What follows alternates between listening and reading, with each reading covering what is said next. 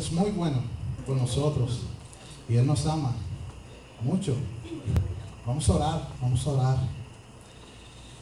Vamos a rogarle al Señor. Señor, llénanos de tu Espíritu Santo. Hemos cantado dos coros que tienen que ver con ellos, Señor. Y es que queremos ser llenos de ti. Queremos ser llenos de ti. Y que nuestra vida se defina por la llenura tuya. Cuando tú nos llenas, Señor, nosotros menguamos y aún hasta desaparecemos para que se manifieste que eres tú quien habitas y vives en medio de nosotros. Y eso es lo que deseamos cada uno de nosotros.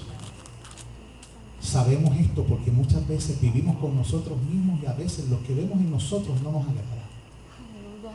Por lo menos esta es mi experiencia, Señor. Cada día quiero desaparecer más para que se vea más de ti. Señor, yo sé que este es el corazón de cada uno de tus hijos. Señor, porque tú eres deseable. Tu palabra te dice y te llama el deseado de todas las naciones. Tú eres deseable, Señor. Y estar en tu presencia es bueno.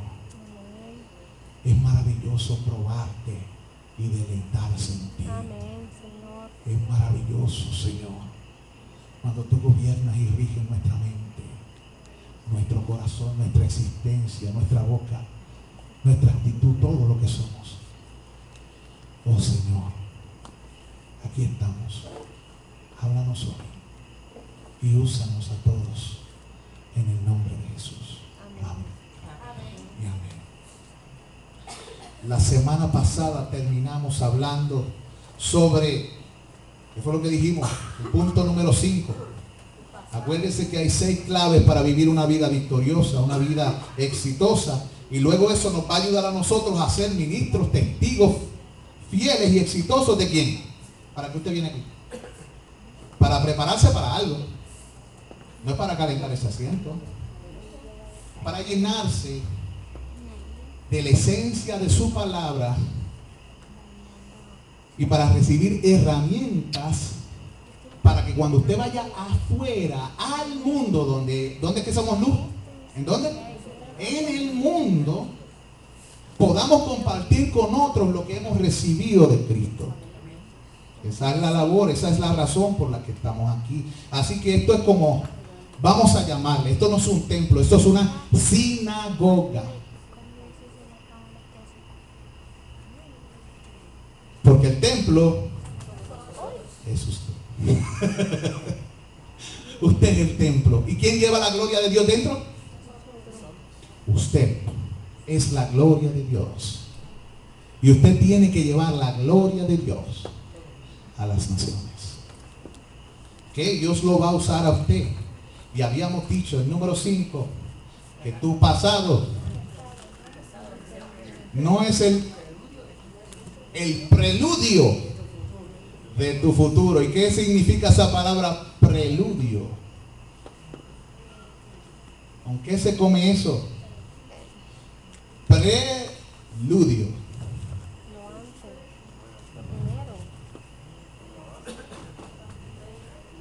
¿Ustedes han ido al teatro? Lo primero. Al principio. ¿Verdad? Lo primero. Antes de que comience la obra, hay una cosa que se llama el preludio. ¿Verdad que sí? Y de momento hay como un tiempo de espacio y la gente va y dan otro preludio y la gente va al baño. Y va a tomar agua. Y de momento sigue la obra. Ok, pues tu pasado no es el preludio de tu futuro. Tu pasado no puede determinar tu futuro. Habíamos dicho que tu futuro lo determina Dios. ¿Ok? Es importante. ¿Para qué? ¿Para qué es importante el pasado? Para aprender de él. Para aprender. ¿Para qué? Para madurar. ¿Para madurar? Aprender. ¿Para no volver a hacer lo mismo? ¿Para mejorar? ¿Para aprender?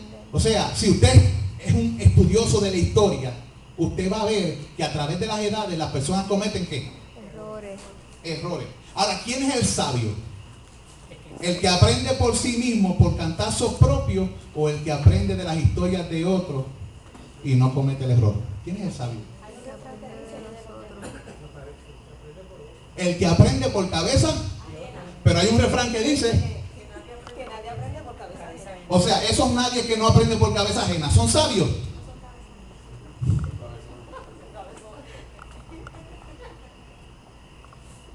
¿Cuántos de nosotros hemos caído en esa categoría? Por lo general, toda persona sin Cristo cae en esa categoría hasta que la sabiduría de Dios se les revela. Ok. ¿Tenemos excusa para no ser sabios los cristianos? Tenemos la palabra que nos guía. ¿A quién más tenemos? Al Espíritu Santo. Tenemos el Espíritu Santo que nos enseña ¿qué? La palabra. Nos enseña la palabra. ¿Podemos pedir sabiduría? Dios promete dar sabiduría al que la pide. Ahora, ¿qué pasa si no el creyente no anda en sabiduría? ¿Qué está pasando? No está contando con el poder de Dios, con el Espíritu Santo, ni tampoco ha osado pedirle a Dios sabiduría.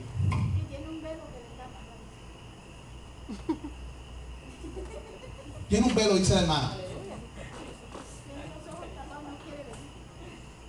Pero ya tenemos las herramientas para no quedarnos ahí. ¿Cuáles son las herramientas? Tenemos la palabra, tenemos el Espíritu, tenemos pedir sabiduría. ¿Y qué es pedir sabiduría? ¿Qué es eso? Cuando tú pides sabiduría, ¿qué tú estás haciendo? Orando. Estás orando. Acuérdate de eso, eso es importante.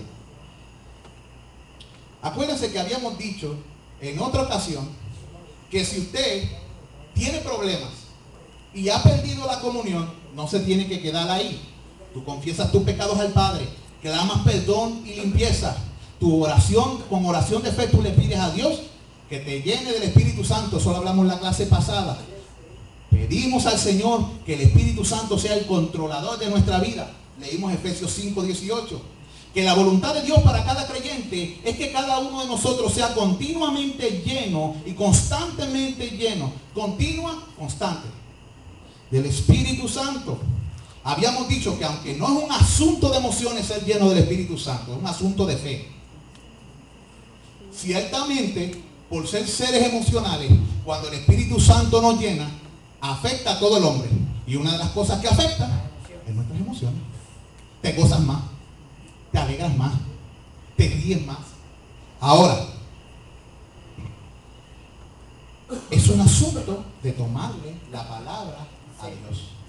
De tomar a Dios en serio. Dios dice algo y tú decides caminar en esa palabra que Dios dice. Y eso es un asunto de fe y obediencia. ¿Se acuerdan de eso? Era un asunto de fe y obediencia. Tenemos que simplemente, y aunque la palabra simple no es tan simple con los seres humanos, porque los seres humanos tenemos esta tendencia a complicarlo todo. Lo simple lo complicamos. Realmente es sencillo. Es sencillo. El problema es que nosotros lo complicamos. Dios dice algo, créele, camina en eso, se acabó.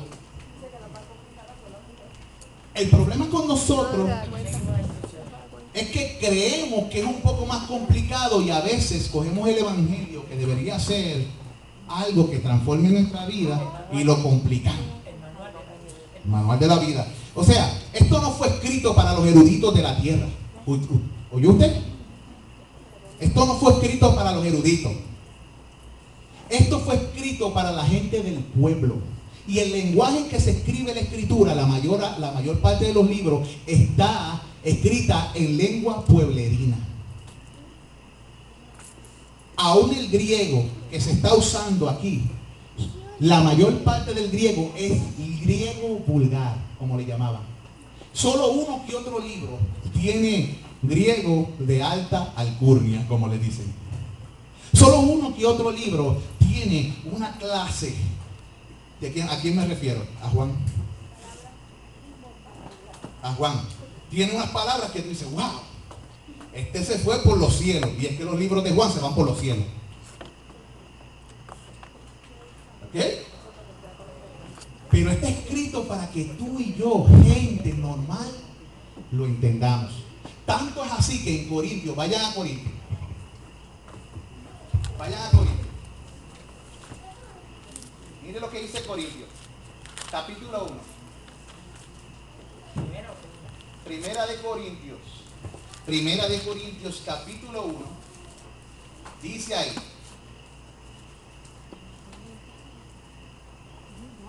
¿Lo tenemos? Llegaron primero que yo, dice.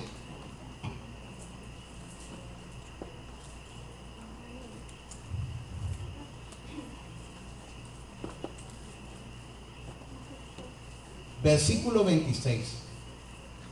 Cuando Pablo le está escribiendo a la iglesia, él les dice: pues mirad, hermanos, vuestra vocación, que no sois muchos. ¿Qué dice ahí?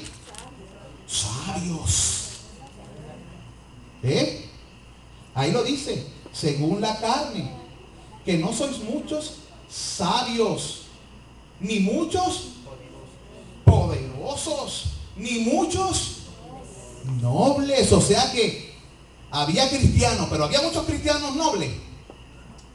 Según la escritura, había, pero no eran muchos. Había sabios, había, pero no muchos.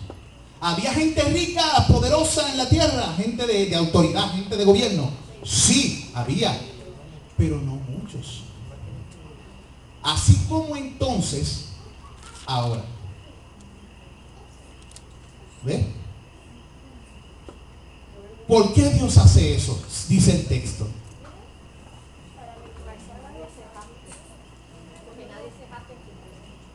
Para que nadie se quede. Se jacte. Eso es para tumbarle el fronte a la gente. Dios hace eso para tumbarnos el fronte, para que no seamos creídos. En el reino de los cielos, todos ellos saben más que nosotros. El ángel más débil del cielo es más sabio que toda la humanidad. Junta o esta junta. ¿Oyó? Tenemos que tener cuidado con las afirmaciones que nosotros hacemos a veces. Nunca en ninguna parte en la escritura dice que nosotros somos más importantes que los ángeles. La Biblia dice que nosotros se nos dio el privilegio de ser consiervos suyos. ¿Qué significa? Que junto con ellos nosotros ¿qué somos?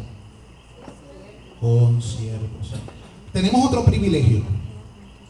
Dios nos redimió. Pero este privilegio es una gracia. Nosotros no podemos gloriarnos por encima de los ángeles por haber recibido algo de gracia, porque sería contradictorio.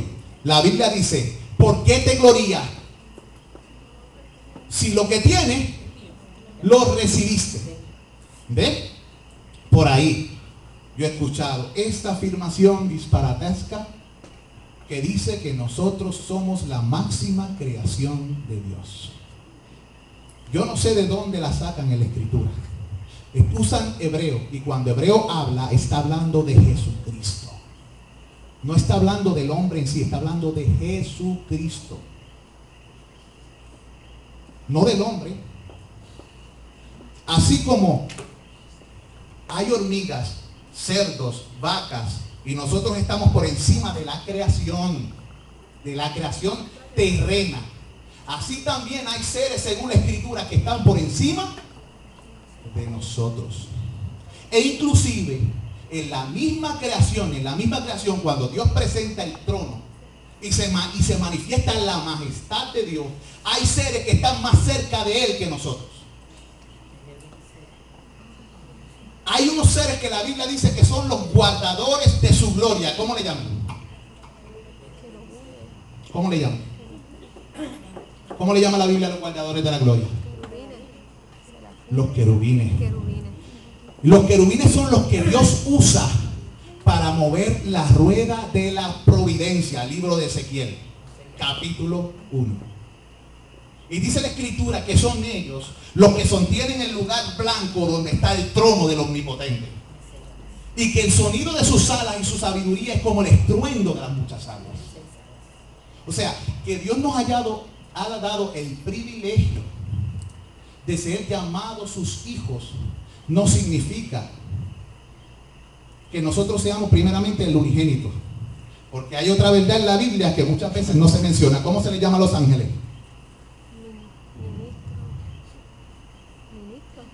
Bene Elohim. Bene significa hijo. Elohim significa Dios. ¿Cómo se le llama a los ángeles? Los hijos de Dios. ¿Cómo se le llama a los creyentes adoptados? Lo que pasa es que ellos son hijos por creación. Nosotros somos hijos por adopción. Y Jesucristo es hijo por generación. ¿Ok? Eso es teología sistemática. Eso es la teología sistemática. Jesucristo es diferente a todo lo demás porque Él siempre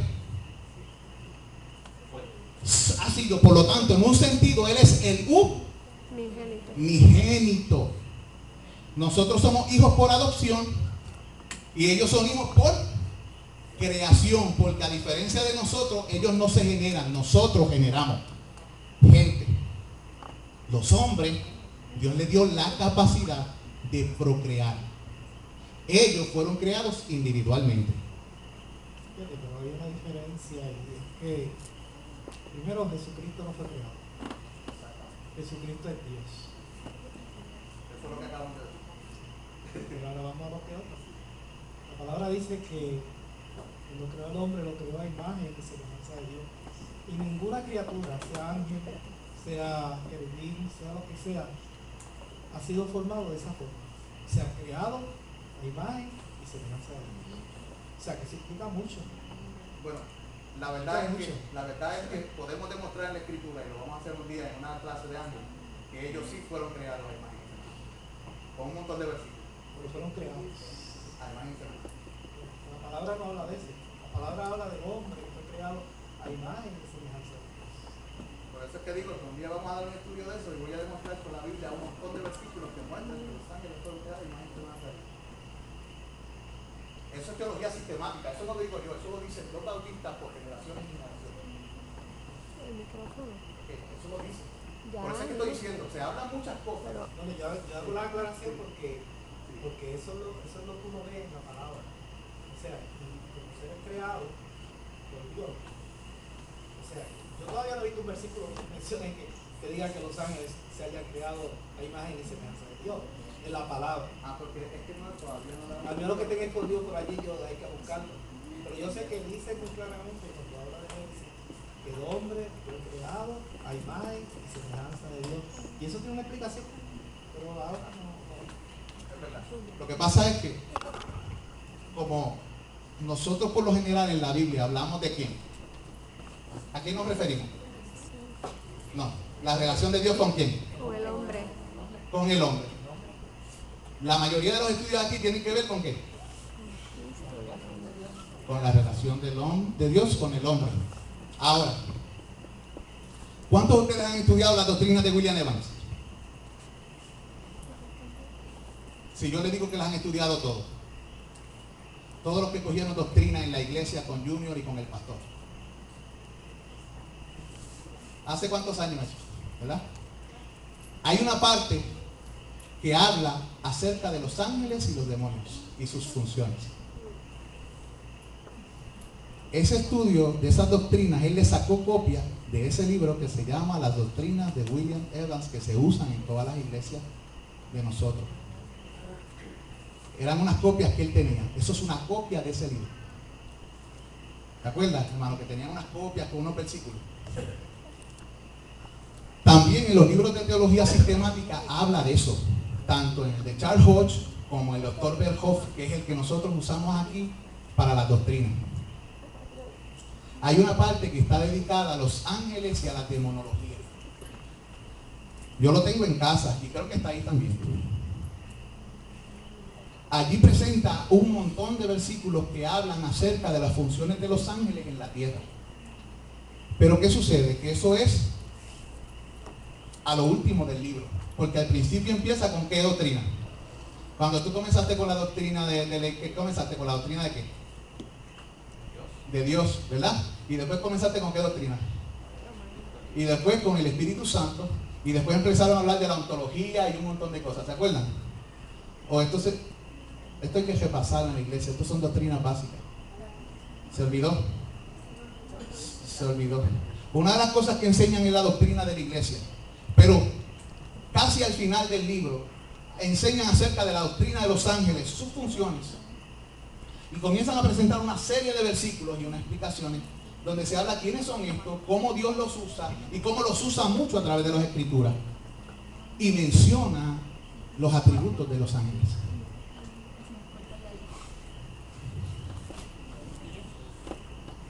La teología moderna, escuche bien, la teología moderna ha dicho esto y se pasan predicando esto en la televisión. Nosotros somos la máxima creación de Dios y la gente comienza a decir eso y lo han repetido tanto que se lo creen, pero la Biblia dice claramente que los ángeles en Pedro son mayores en fuerza y en potencia. ¿Lo dice o no lo dice? Y que si un ser humano blasfema aún en contra del malo y se pone pico a pico con uno en contra del malo, ¿qué dice la Biblia del hombre que hace eso? ¿Qué? ¿Cómo le llama la Biblia? No, le llama animal irracional. Eso está en Pedro y en Judas. De tal manera que si el creyente, una persona, no puede meterse con Satanás y por sí mismo decir yo te reprendo, tiene que decir que el Señor te reprenda. Y de momento dice que ni aún el arcángel Miguel se atrevió a proferir juicio de maldición contra él, sino que dijo el Señor te reprenda. Y luego los comparó con hombres que se atreven a meterse con este ser que es malvado y es fuerte, y le dice que aquellos que se meten y blasfeman de las potestades superiores, hablando de esta gente, le llama ¿cómo? Poderes, ¿cómo le llaman? Potestades superiores. Está diciendo que son ¿qué? Superiores y que tienen poder. Lo dice, vamos a buscarlo. Judas. Vamos a buscarlo. Pedro y Judas. Sí. Pero un día, cuando acabemos esta doctrina de compartir a Jesús, vamos a hablar de la doctrina de los ángeles. Porque es verdad lo que dice el hermano. Hasta ahora, aquí, yo he predicado, porque mayormente he tratado de bregar con el corazón de nosotros para relacionarnos con el Señor. Pero una de las cosas para tú conocer a tu enemigo es conocer cuáles son sus funciones. Pregunta que hago a la iglesia. Es bueno que el hermano lo haya mencionado. ¿Qué pregunta que le hago? ¿Alguna vez la iglesia ha cogido la doctrina de los ángeles? Levante la mano. ¿Nunca se ha dado aquí? ¿A ti te la dio Mario? ¿Ah? Sí. Se la diste, ¿verdad que la diste? ¿La diste completa? ¿O diste una porción? Lo que estaba en lo que te había dado de los escritos, eso era como una tercera parte de la doctrina. Yo lo sé porque yo tengo el libro y él lo que hizo fue que sacó las copias lo más. Sí, se habló de eso. Pues yo le voy a traer un estudio junto con un PowerPoint para dárselo, que lo tengo hecho. Ese fue el estudio que yo di en la clase de teología sistemática y de doctrina que se daba en el seminario. ¿Ok? Uno de los estudios que yo di en el seminario, se lo voy a dar a ustedes. Esto es lo que se da en los seminarios cristianos. Y yo lo tengo ahí. Miren, esa no es la mía. Para aprender un poquito más de esto. Ok. Pero mire lo que dice en Judas. Dice ahí.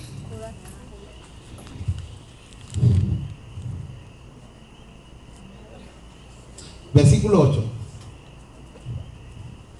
No obstante, de la misma manera también estos soñadores mancillan la carne, rechazan la autoridad y blasfeman de las potestades superiores.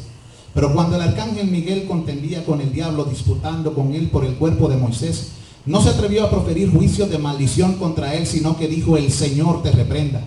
Entonces, hablando de los hombres, dice: pero estos blasfeman de cuantas cosas no conocen, y en las que por naturaleza conocen se corrompen como animales irracionales. Eso es lo que dice aquí. Ahora, si nosotros vamos a Pedro, vamos a ver qué dice el apóstol Pedro de lo mismo. En el capítulo 3 de segunda de Pedro, dice: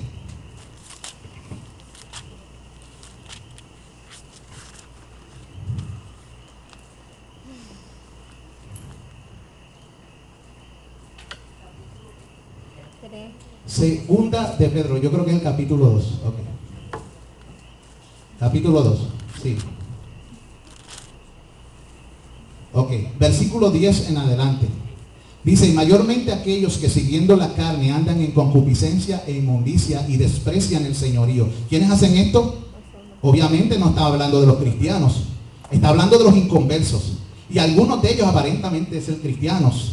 Pueden ser, pero no lo son. Son unos atrevidos, dice la Escritura. Son contumaces. No temen decir mal de las potestades superiores, mientras que los ángeles, que son mayores en fuerza y en potencia, no pronuncian juicio de maldición contra ellos delante del Señor. Pero entonces mira la imprecación apostólica, dice: pero estos, hablando mal de cosas que no entienden, como animales irracionales nacidos para prestia y destrucción, perecerán en su propia perdición, recibiendo el galardón de su injusticia, ya que tienen por delicia el gozar de deleites cada día. Estos son inmundicias y manchas, quienes aún mientras comen con vosotros se recrean en sus errores. Mira cómo Dios habla de estas personas. La traducción literal del griego de animal irracional, la traducción literal es bestia bruta. ¿Qué? O sea, aquí Casidioro de Valera, cuando tradujo esto del griego, él trató de ser suave. Él trató de ser suave. Ustedes han oído los libros de los antiguos, han leído los libros de Calvino, de Lutero y de gente así antigua. Ustedes han leído cómo ellos escriben. Ellos escriben con un vocabulario bien fuerte y dicen las cosas tal y como son, y es que están traduciendo literalmente. Y al traducir literalmente se escucha un poco más duro. Ejemplo, la traducción literal de dice el necio en su corazón, en la Biblia es dice el idiota en su corazón. Ahora, ¿cómo tú te sientes más ofendido? Son sinónimos, pero ¿cómo tú te sientes más confundido? Digo, más ofendido. Yo personalmente, yo me siento más ofendido si alguien me dice hombre de grandes ideas. Por no repetirlo nuevamente. Idiota. ¿Ves? ¿Ves? Ahora, son palabras fuertes. ¿Por qué ellos hacen eso? Ellos empezaron a bajar las palabras por causa de que en la Escritura hay una parte, una cosa que dijo Jesús acerca de una persona que puede ser expuesto al juicio. ¿Se acuerdan? No digas a tu hermano, ni le digas a otro, pato. La palabra que se usa ahí es la que dije. Y la trata de poner para que nosotros no.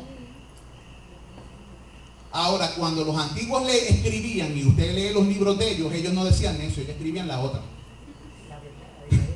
Escribían la verdadera y era contundente. Y entonces, en este tiempo de donde la gente trata de ablandar la píldora un poco más, pues ellos dicen: pero es que esa gente escribía, esa gente hablaba malo. No, es que ellos escribían las cosas así. Y tú lo ves en sus escritos. Y a veces, por ejemplo, tú veías a Lutero, lo dice: lo que pasa es que el hermano, como bestia bruta, y tú lees el comentario de Lutero y se te paran los pelos.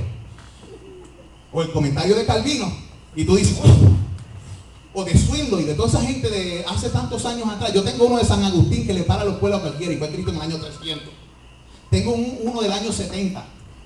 ¿Para qué es eso? Acuérdense que son épocas distintas y nosotros tenemos que, cuando interpretamos la Escritura, hacer algo bien importante que no estamos haciendo muchas veces, que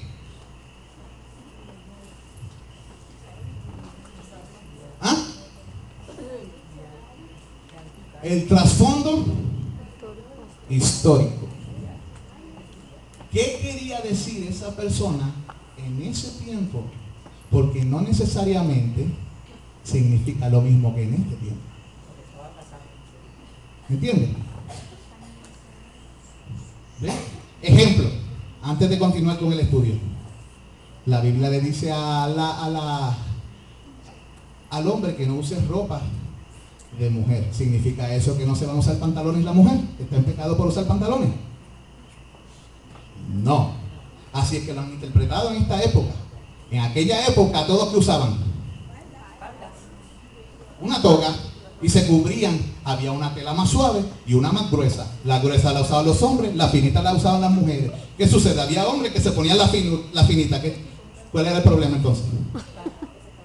¿De qué Dios estaba hablando? No seas liviano. No seas homosexual. O sea, Dios estaba prohibiendo ¿qué? La homosexualidad. Que el hombre se comportara como una mujer. Que no. Si uno sabe eso, cuando lee el texto bíblico, uno sabe de lo que está hablando. Pero si no lo sabe, entonces yo esclavizo a la mujer, y la pobre mujer, cuando el pantalón la tapa más que la falda, la condeno porque su falda, ¿ves? Porque está usando pantalón y porque está con ropa de hombre. ¿Ve por qué es importante el trasfondo? Mírese esto, hermano. Vamos a continuar con la clase.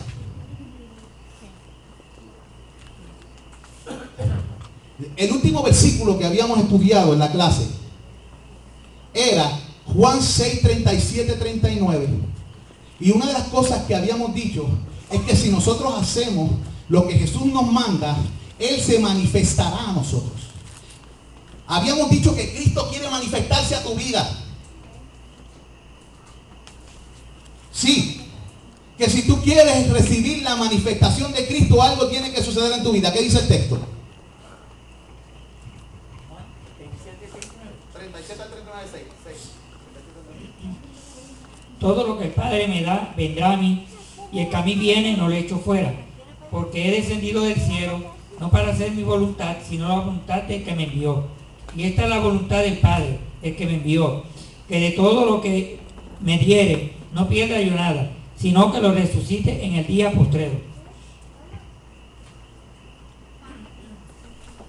Miren, hermano, ese era 6:37 al 39. Sí. ¿Sí? Sí. Ok. ¿No es primera de Juan? Juan, ok. Ok. Está muy bien. Déjame buscarlo aquí.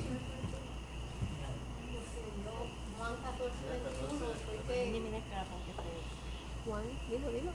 Sí, ese era el de obedecer a Jesús, ¿verdad? Juan 14:21 fue el último que leí. Ah, ok. Ya decía. Ahora sí, busquémoslo. Era el 14, el versículo 21. Ese mismo era. Dice, el que tiene, ¿tú lo tienes? ¿Quién lo tiene?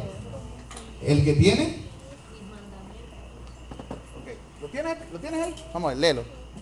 Esa es otra versión. ¿Quién es el que me ama? El que hace suyo mis mandamientos y lo obedece. Y al que me ama, mi Padre lo amará y yo también lo amaré y me manifestaré a él. Ok, ¿cuál es tu versión? Reina Valera. El que tiene mis mandamientos y los guarda, ese es el que me ama. Y el que me ama será amado por mi Padre. Y yo le amaré y me manifestaré a él. A él. Habíamos hablado entonces de que el distintivo del creyente era el amor y que teníamos que obedecer a Jesucristo. Miren cómo Jesucristo es. El que tiene mis mandamientos y los guarda, ese es el que me ama. Ese que me ama a mí será amado por mi Padre. Él promete manifestarse aquí. La pregunta que te tienes que hacer, Geno, ¿tú amas a Cristo? Sí. Amén. Geno, Cristo dice que se te va a manifestar. ¿Tú crees eso? ¿Qué va a hacer Geno ahora? ¿Cómo va a actuar en fe ella? ¿Qué tú harías, Luchi, sabiendo ese texto que Cristo dice? ¿Qué ustedes hacen? ¿Qué tú harías sabiendo esto que Dios dice? Esperar, ¿verdad? ¿En qué? En Él. Eso indica que confianza, paciencia, confianza. ¿Y esa palabra tendrá cumplimiento? Porque la dijo quién. Y eso es fe. ¿Y qué va a hacer Geno? ¿Y qué va a hacer Luchi? Esto es personal para ellos. Esto es personal para ti. Así como Geno y Luchi lo hacen, nosotros tenemos que hacerlo. Señor, tu palabra dice que si yo te amo, tú te manifestarás a mí. Yo creo tu palabra, que es verdad. Señor, yo voy a meterme contigo y eso se va a cumplir, porque es tu palabra y tiene cumplimiento. Se va a cumplir. Puede tardar, pero se cumplirá. ¿Bien? Porque también es el tiempo del Señor, pero se tiene cumplimiento. ¿Se acuerdan la predicación del domingo? Oraciones contestadas. ¿Cuántos de nosotros nos hemos metido con Dios hasta escuchar la respuesta de Dios? O hemos orado hasta sentir que el Señor Amén. ha puesto su mano en el asunto. ¿Hay ejemplos en la Biblia de gente así? Menciónenme en alguno. Ana. Ana, ¿quién más? ¿Ah? Abraham. ¿Esperó? ¿Cuánto esperó Abraham? 25 years.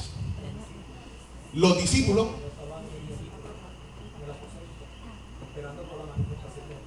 Ellos estaban esperando una palabra que se le había dado. Así como a ellos se les dio una palabra que ellos hicieron en el aposento. Estaban todos unánimes. En ruego y oración. Amén. ¿Cómo debemos estar nosotros? Unánimes. Unánimes. En ruego y oración. En ruego y en oración. Y de repente. Aleluya. ¿Ve los requisitos del Señor. Nuestro corazón debe ser uno lleno de amor, los unos para nosotros y para con Dios. Porque un reino dividido No prospera. Pero debemos ser gente de oración. Esa gente, esos apóstoles, estaban metidos en oración seria con Dios.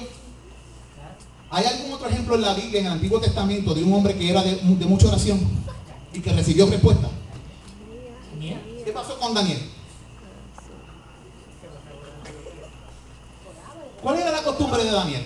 Orar 3 veces al día. 3 veces al día. 5 minutos.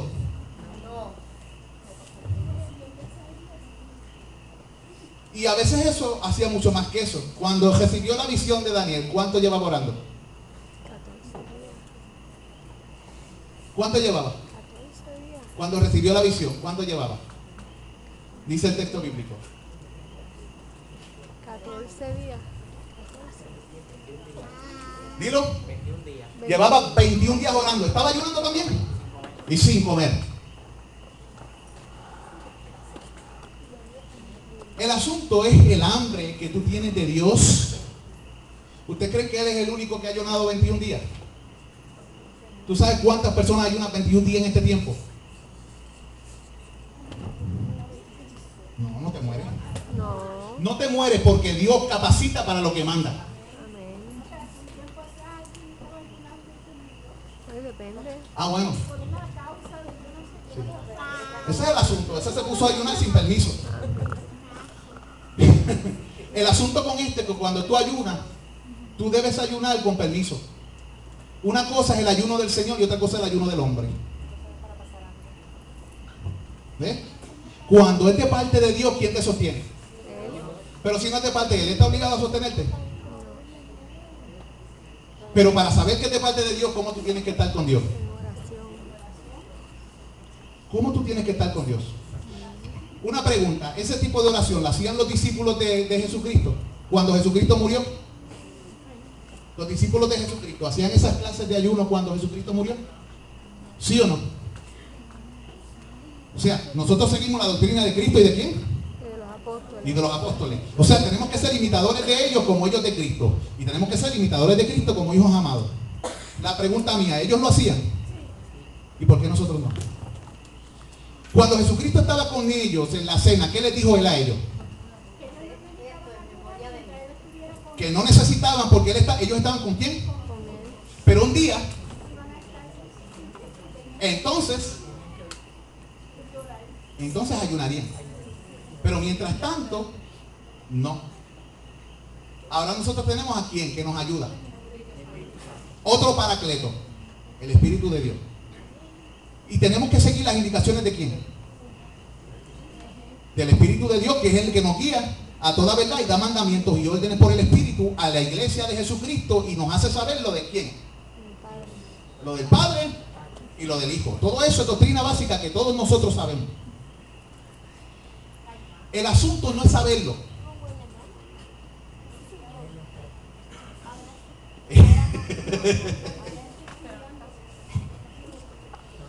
Yo he conocido personas que están enfermas que en medio de un ayuno son sanados. Amén. Personas que tienen problemas estomacales, personas que tienen problemas de pulmones, personas que tienen problemas de cáncer, personas que tienen SIDA. Yo conocí el otro día a uno que tenía SIDA por 20 años y no ha muerto. No tenía el virus HIV, tenía SIDA, síndrome de inmunodeficiencia adquirida. La enfermedad. Tú lo tocas, te contagia. Es una mujer. Ya está casada y tiene hijos. Estuvo a punto de morir 7 veces.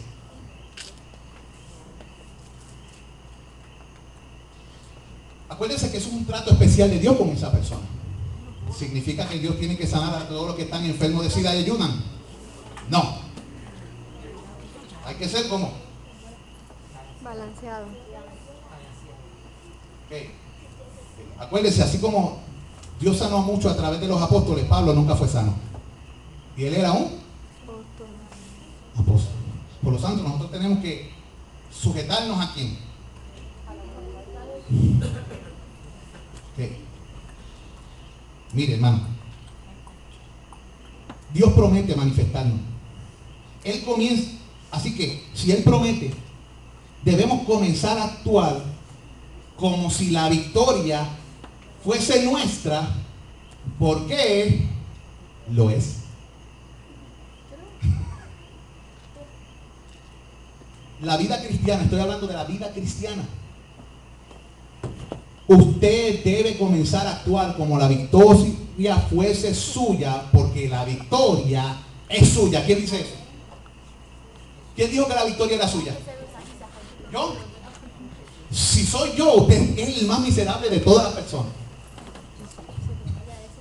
Pero si es Cristo el que lo dijo, entonces la verdad es que tu pasado no es el preludio de tu futuro, tiene cumplimiento.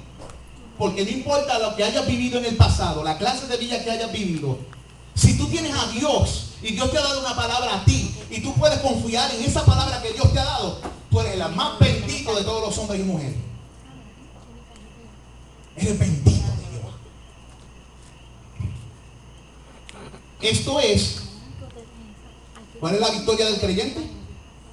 Según la Biblia, ¿cuál es la victoria del creyente? Primera de Juan, capítulo 5, dilo. Nuestra fe. La Biblia dice que todo lo que es nacido de Dios vence al mundo. ¿Lo dice como duda? No. ¿Y cuál es la victoria que ha vencido al mundo? Nuestra fe. Jesucristo nos dice que obedezcamos al Padre y que la fe no es otra cosa que el amor a Dios por medio de la obediencia. Escuche, cuando usted ama a Jesucristo obedeciéndolo, eso es fe.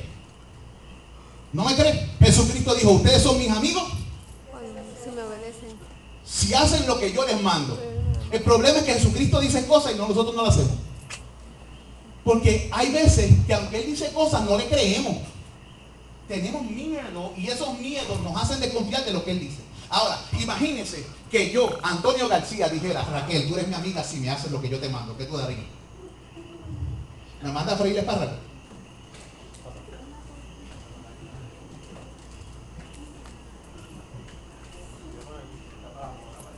¿Tú me mandarías para Mona? ¿Para Playa Pájaro? ¿Sí? ¿Para dónde tú me mandarías? ¿Para China? Miri, tú eres mi amiga si haces lo que yo te mando. ¿Cómo se escucha eso? Analízalo. ¿Cómo se escucha eso? Si lo dice un ser humano normal, ¿cómo se escucha? Oye mal. Egoísta. ¿Qué más dijiste? Arrogante. Arrogante. Arrogante. Arrogante. Y la palabra es pretencioso. Eso se escucha pretencioso si lo dijera cualquier hombre que no fuese Jesucristo. Mira lo que dice el hermano. ¿Se oye como un qué? Una pregunta. ¿Jesucristo es el rey del universo? Amén. Él lo dijo porque él era quien era. Yo no puedo decir una afirmación así. Una afirmación así dicha por mi boca sería pecado, arrogancia, presunción y egoísmo. Y más por causa de mi corazón, que no es como el de mi Señor. Está siendo formado para que sea como. Él me predestinó para ser hecho. ¿Ok? Ser hecho conforme. Él me está conformando a la imagen de su Hijo. Y me predestinó para ser santo. ¿Ves? Y esto lo va a hacer hasta el día de Jesucristo. Está formando su carácter. ¿En qué consiste el carácter y la imagen del Hijo de Dios? ¿En qué consiste la imagen de Dios? Del Hijo de Dios en mí. ¿En qué consiste esa imagen? Según la Escritura. Entonces, cuando nosotros morimos, Cristo refleja nuestra vida. Pero ¿qué se manifiesta? ¿Qué es lo que Cristo habla cuando habla de imagen y semejanza? Somos hechos imagen y semejanza. Efesios 4:24, Colosenses 3:10. Eso es lo que se dio en doctrina, ¿se acuerdan? No se acuerdan. Justicia. Y verdad. Justicia y santidad de la verdad. Estoy refrescando memoria de... ¿Hace cuánto nos dan doctrina aquí? Bah, parece que mucho. 25 años. Ay, padre. A lo mejor, pero tú cogiste la clase hace 25. ¿Y aquí? ¿Cuánto tú llevas? ¿Cuál es la última clase que cogió doctrina en la iglesia? ¿Y eso fue hace cuánto tiempo?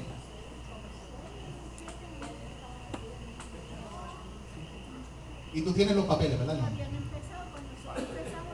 ¿No tienes los papeles? Yo los tengo, yo tengo el libro completo. Yo tengo el libro completo. Que no te preocupes. Sí, sí, yo tengo el libro entero. Es muy bueno, ya no lo venden, salió del mercado. El individuo se fue con el Señor. Y ya no lo están imprimiendo. Lamentablemente, porque es uno de los clásicos evangélicos. Se llama Las Doctrinas de William Evans. El doctor William Evans. Es uno de los clásicos evangélicos, es uno de los libros más balanceados de las escrituras de todos los tiempos. Y no es una cosa gordísima. Pero la vamos a poder dar, si la damos, como el hermano daba doctrina. ¿Tú te atreves, verdad?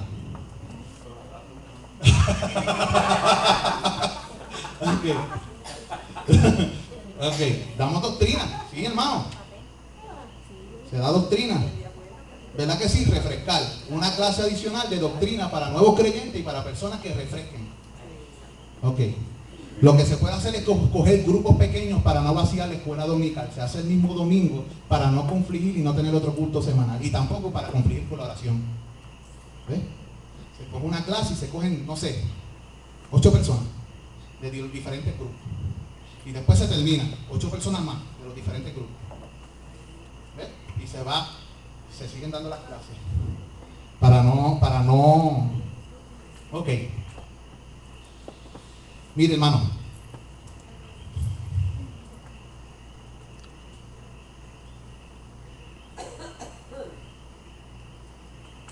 La pregunta que nos hacemos, entonces, para terminar hoy, es, si obedecemos a Jesucristo, le tomamos la palabra, ¿y qué pasa si, habiendo hecho esto, volvemos a pecar?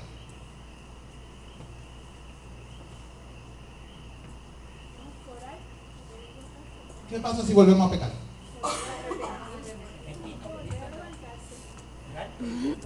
¿Sí? Pues confiesa otra vez.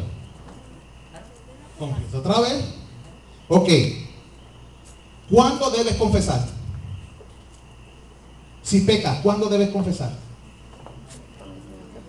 ¿Cuándo? ¿Por qué? Acuérdense que todos estamos resumiendo la clase. ¿Por qué? Ok, el hermano dice porque se olvida. Tú dices porque si no la maldad, ¿qué? La maldad ha seguido. El pecado perdura. ¿Qué pasa con la comunión? ¿Qué estamos diciendo de quién es responsable de la comunión? Nosotros.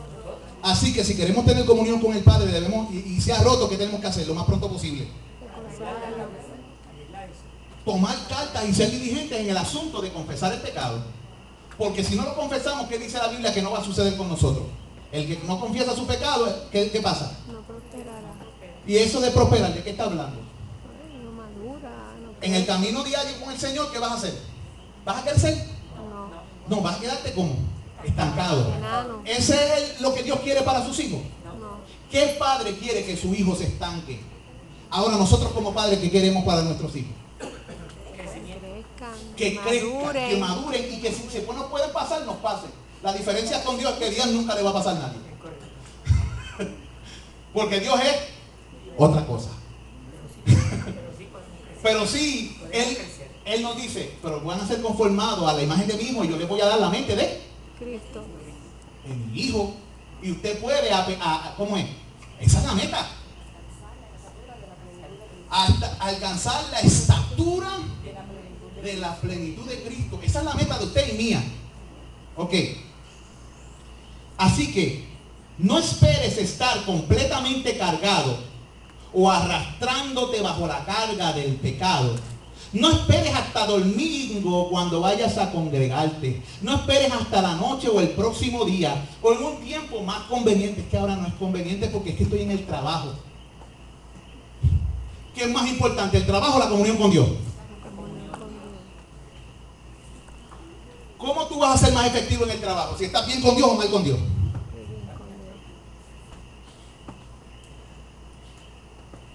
Si tú estás bien con Dios, tu trabajo va a ser hecho en una manera gozosa.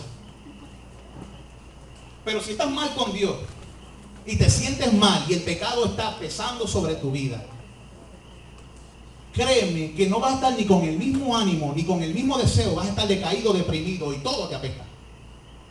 Porque el espíritu te va a hacer sentir contristado porque hay algo malo. Y hasta que ese malo no se arregle, vas a seguir hundiéndote.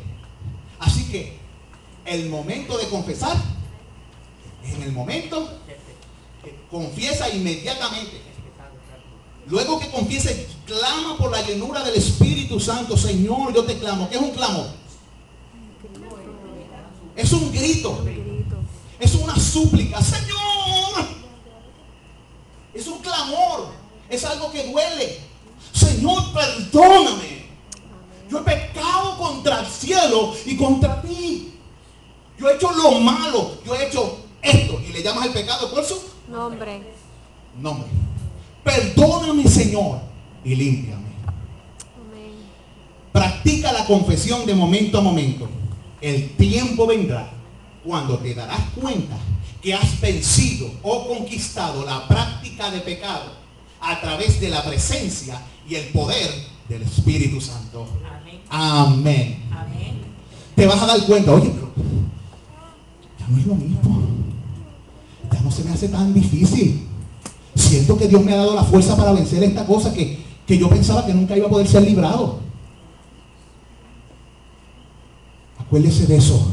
Para vivir la vida cristiana es por medio de la palabra y el poder del Espíritu, que usa la palabra para limpiarte, para vencer el mal, para apartarlo de ti como el oriente del occidente. Antes de orar, quiero darle un testimonio. Lo voy a leer. Escuchen. Me viene a la mente la historia de la conversión de Sam Houston, héroe de Texas. Este héroe tejano fue tildado como el viejo borrachón, así le llamaban. Cuando era gobernador de Tennessee, su esposa lo abandonó. En su desesperación, abandonó su posición de gobernador y trató de escaparse de sus problemas, yéndose a vivir con los indios Cherokee. Se mantenía borracho la mayor parte del tiempo. Se decía que los indios, mientras caminaban por el bosque, tenían que moverlo de lugar o camino en el cual éste yacía ebrio y envuelto en estupor. Imagínense, ellos iban por el bosque y mira, vuélvete aquí. O sea, estaba en el medio del camino. Luego fue a Texas, donde se convirtió en el héroe de la Revolución Tejana, cuando desbarató los ejércitos del general mexicano Santa Anna. Su grito de guerra fue: acuérdense del Álamo. Ese era su grito de guerra. Fue lo que animó a sus hombres a esforzarse y ganar la independencia de Texas. Acuérdense que esta es la versión estadounidense de la conquista de Texas. La versión mexicana es distinta. ¿Ok? Los mexicanos dijeron: ustedes no conquistaron, ustedes nos robaron. Porque nosotros estábamos primero. Y tienen la razón. Pero la versión tejana, ¿qué dice? No, nosotros conquistamos Texas. Ahora, este no es el asunto. El asunto es este. Este hombre se casó con la hija de un predicador bautista. Luego de un tiempo, tuvo un encuentro personal con Jesucristo. Pero todavía tenía algunas de sus viejas tendencias. Un día, mientras corría buscando pistas, porque acuérdense que él era un general, su caballo se tropezó. Y Houston espontáneamente maldijo, revolviendo así a su viejo hábito. Pero algo sucedió. Inmediatamente fue convencido de su pecado. Allí donde estaba, se bajó del caballo frente a todo su ejército. Se arrodilló en el camino y clamó a viva Dios: Dios, Dios mío, yo he pecado contra ti. Yo he hablado malo. Perdóname, Padre. Él lo hizo frente a todo su ejército y la gente que le seguía.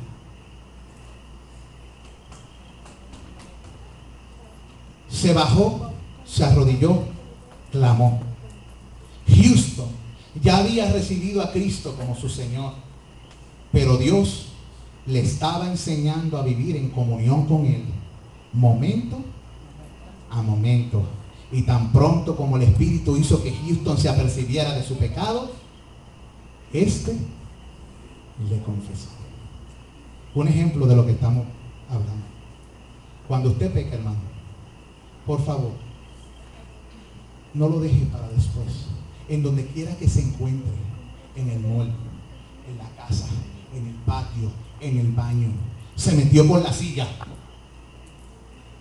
y en vez de decir santo, habló en lenguas extrañas. Si el Espíritu le convence, confiese en ese momento, restaure su relación con Dios y viva una vida de cercanía a Dios, momento a momento. Amén. Señor del cielo, gracias, Jesús. Gracias por tu palabra. Gracias por tu bondad. Gracias por tu misericordia. Yo te pido en el nombre de Jesús que tú bendigas a cada uno de los miembros de esta congregación. Cada uno de nosotros te necesitamos. Cada uno de nosotros reconocemos que necesitamos crecer en ti. Hemos muchas veces pecado y muchas veces postergamos, Señor, restauración de la comunión. Esto nos hace muchas veces sentir mal, desanimados, de mal humor, Señor, contristados. Y no vivimos aquella clase de vida para la cual tú nos preparaste. Yo te pido en el nombre de Jesús que nos enseñes, como le enseñaste a Houston, a vivir en comunión contigo momento a momento. Cada uno de nosotros te ama. Cada uno de nosotros desea vivir para ti. Cada uno de nosotros desea ser usado por ti, Señor. Queremos caminar a la luz de tu presencia y dar testimonio de tu amor sobre nuestras vidas. Señor, queremos tener palabras de vida eterna que compartir con los que nos rodean. Y tener siempre la actitud correcta. Y para ello tenemos que estar en comunión contigo y ser llenos de tu Espíritu Santo. Para que se vea más en nosotros de ti que de nosotros mismos. Para que desaparezcamos y tú crezcas. Como decía el Bautista, es necesario que yo mengüe y que Él crezca. Así mismo, Señor, nosotros es necesario menguar y que tú crezcas en nosotros. Yo te ruego por cada uno de los miembros de aquí y los que no están aquí. Cada uno de nosotros necesitamos esto. Ayúdanos para ello. En el nombre de Jesús de Nazaret te lo pido creyendo. Amén. Y amén. Bendícenos y llévanos con bien a nuestros hogares. En Cristo Jesús. Amén. Creo que Ana se va a acercar a algunos de ustedes para lo de las actividades de ambulantes. Algunos ya tienen su parte, pero otros